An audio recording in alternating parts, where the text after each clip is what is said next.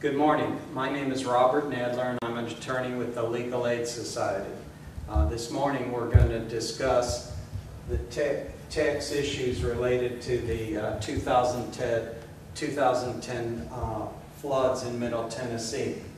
Now today is July 27th, 2010. The floods were about 3 months ago, and today's date's important because this is what we're presenting today is information that's current as of today, but there are often some changes that could affect your taxes.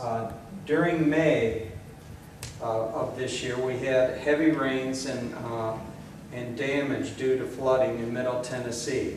As a result, President Obama declared 46 counties in Middle Tennessee disaster relief areas. This resulted in a special set of tax rules applying to citizens of these 46 counties. In addition, the state of Tennessee and Davidson County passed their own tax programs, and these are important sources of money.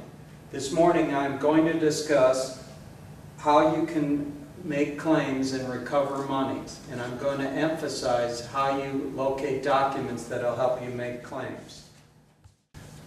The first thing I want to mention is that this is general information being provided and is not legal advice with respect to your individual situations. You need to talk to your own attorneys and accountants to determine how these rules affect you.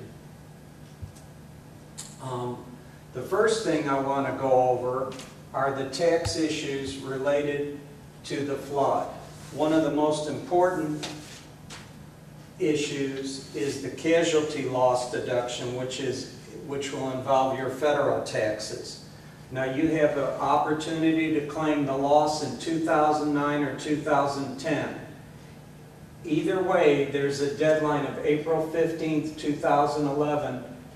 In addition, you can make a choice for 2009 of claiming the loss as an addition to the standard deduction or as an itemized deduction. There's also an energy tax credit for air conditioners and windows. That's a federal tax credit. So if you buy a certain kind of air conditioning and heating system, you can get up to a $1,500 credit. The next type of source of funds is the Tennessee sales tax refund. And that's a very important program. If you got FEMA money and you bought appliances and furniture and building materials, you can recover $2,500. That's one of the most important and the easiest to recover. And that has a deadline of November 30th, 2010. Finally, Davidson County is providing some tax relief in the form of a reduction in tax assessments if your property had more than 50% damage. Now at Legal Aid, we're trying to help you, and we've created a tax guide for flood victims. It's located on our website at www.las.org. The tax guide contains 14 articles that are important to flood loss victims. In addition, we have included links to several forms, and you can fill them out online and print them.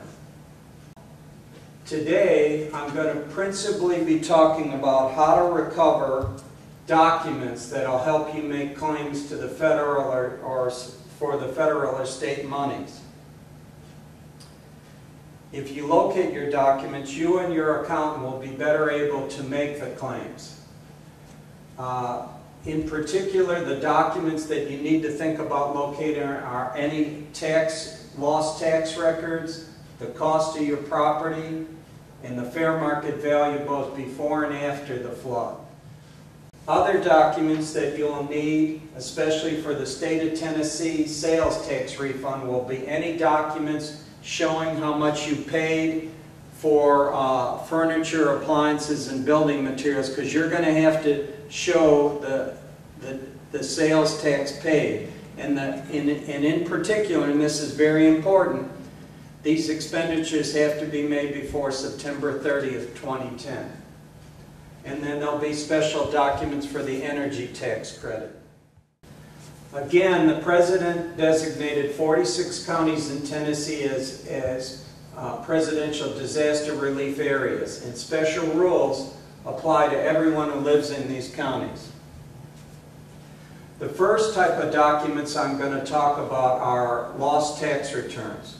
If you've lost your tax returns for 2009 and earlier years, you can request those by filling out a Form 4506. Now normally, a copy of an original return costs $57, but because you've been you're living in a disaster area, federally designated disaster area, the fee is waived. So there's no charge for these forms. Now we've tried to help you by putting the 4506 form on our website. You can fill it out online and print it out and then mail it to the IRS. It has a special address which we've included online, but here's the address.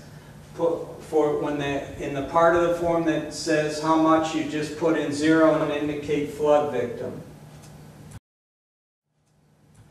Now here's something very important.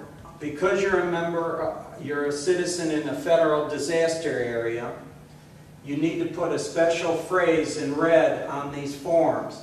And the special phrase is Tennessee severe storms, flooding, straight line winds. We've made this easy for you. We've included it on our forms on our website. So you can print it out you can fill it out, print it out. If it isn't in red on your printer, just take a marker and put it over the phrase or circle it in red.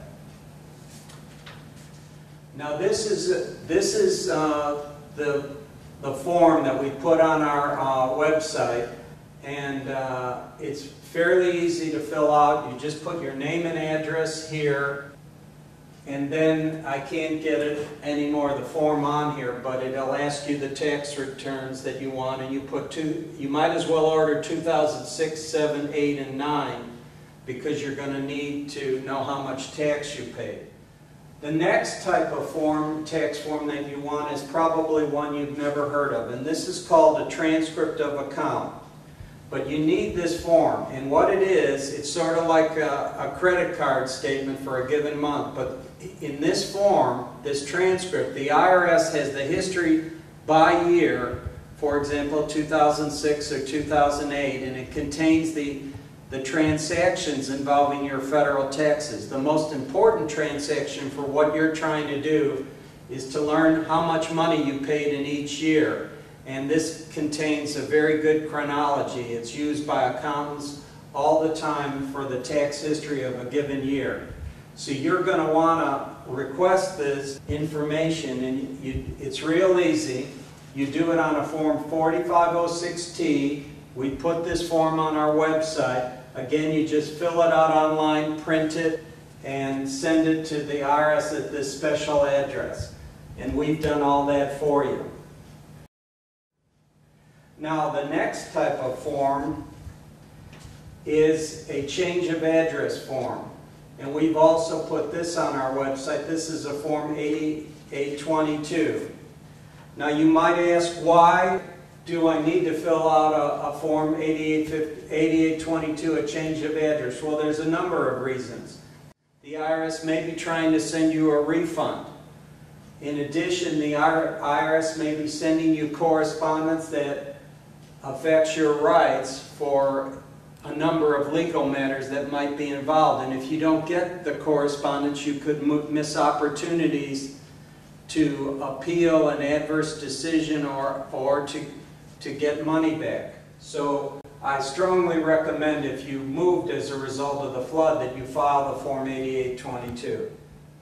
Okay, the first thing we're going to discuss regarding the federal taxes is what is a casualty loss. A casualty loss is a loss from a sudden unexpected event like a flood, tornado, hurricane, fire, or volcanic eruption.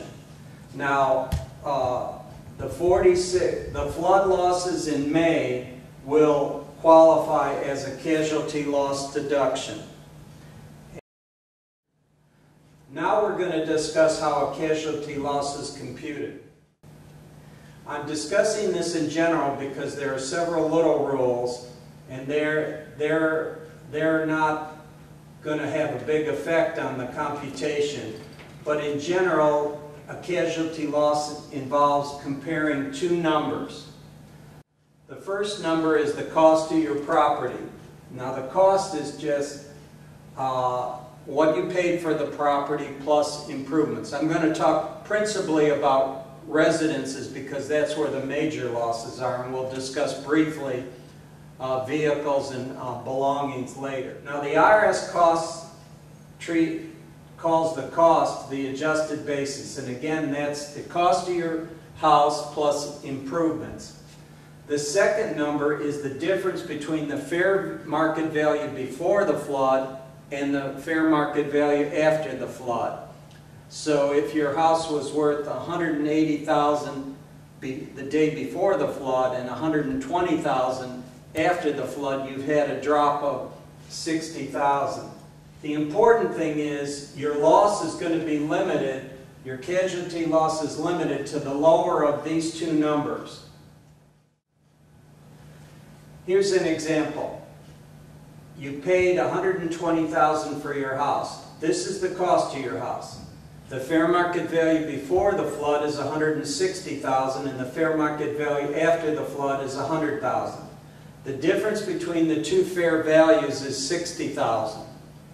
Your casualty loss is limited to the smaller of your cost, $120,000, and the difference between the fair values, $60,000. So your casualty loss in this case is going to be limited to $60,000. One of the main purposes of my discussion today is to talk about how to get documents to prove your loss. You have to prove your cost or other basis first. Now the cost or adjusted basis is what you paid for the house and the cost of improvements. Here are some sources that may help you locate the cost of your house.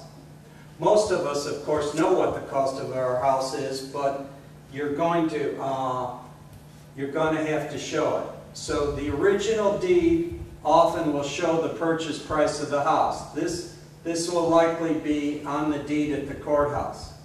Also, when you closed, there was probably a HUD-1 settlement statement that contained all the costs of closing, and it'll show the cost of your house.